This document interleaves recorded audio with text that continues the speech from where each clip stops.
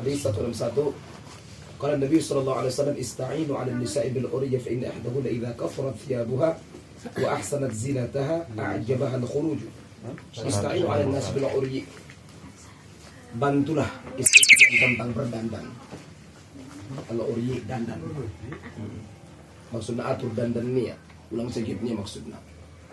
Allahu Akbar.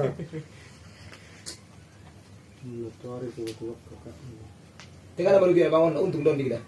Ujungnya ini tadi. Fa inna ihdahunna, karena kebanyakan istri, kebanyakan perempuan. Karena kebanyakan perempuan, enggak semua. Idza kafarat thiyabuha, kalau pakaiannya banyak.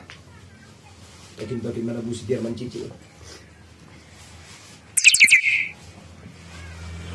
Wa ahsanat zinataha, perhiasannya elok, cantik, mempesona. A'jabahal khuruju, pasti ia ingin keluar rumah.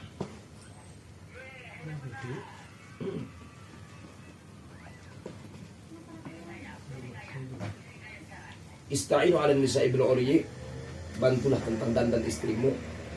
Fa inna ihdahunna, karena kebanyakan perempuan idza kafarat thiyabuha, kalau pakaiannya banyak koleksi maksudnya, wa ahsanat zinataha, perhiasannya elok ataupun indah, a'jabahal khuruju, memaksa dia ingin keluar rumah, mempertontonkan maksudnya.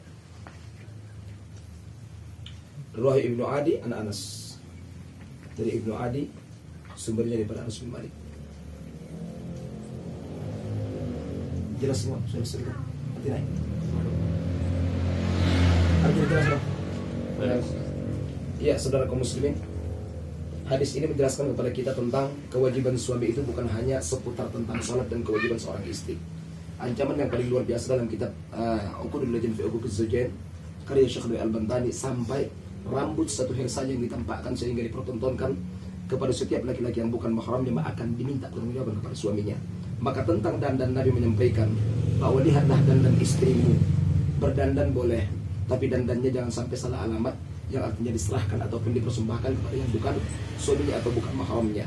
Karena kebanyakan perempuan secara sifat, secara fitrahnya, kalau mereka punya banyak pakaian koleksinya ataupun lapisnya, kemudian mereka elok kelihatan di depan kaca, maka pasti ingin memaksa dia adalah keluar.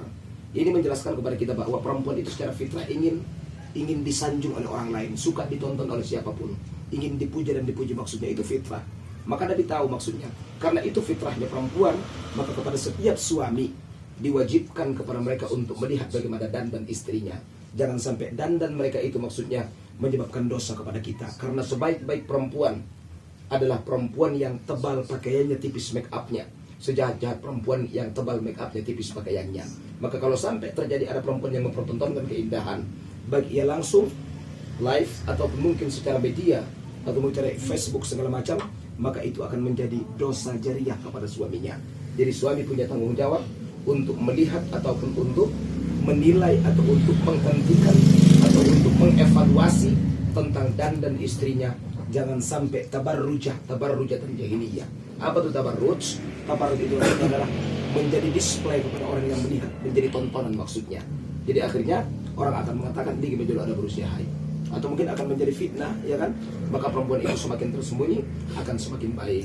Sampai dalam hal sholat tadi Nabi SAW mengatur daripada softnya, sebaik-baik sufuf daripada perempuan itu, yaitu soft yang paling jauh daripada depan, aris di belakang. Apa itu maksudnya? Semakin tersembunyi perempuan akan semakin mulia di hadapan Allah Subhanahu Wa Taala. Makanya kesimpulannya, dandan perempuan itu artinya ketika dia pengen keluar itu karena ada sesuatu yang akan ditampakkan kepada khalayak ramai. Maka sebelum dia tampakkan meskipun cantik secara pandangan mata, si suami punya kewajiban untuk melihat dan mengevaluasinya. Kalau sampai dia biarkan sampai timbul fitnah, sampai timbul dosa, maka dosanya akan menjadi dosa jariah kepada suaminya. Allah. Jadi tentang uryi ataupun tentang dandan perempuan itu perlu diperhatikan oleh suami. Bagi yang sudah mengetahui hadis ini, maka jadi tambahan tugas dan kewajiban kepada kita.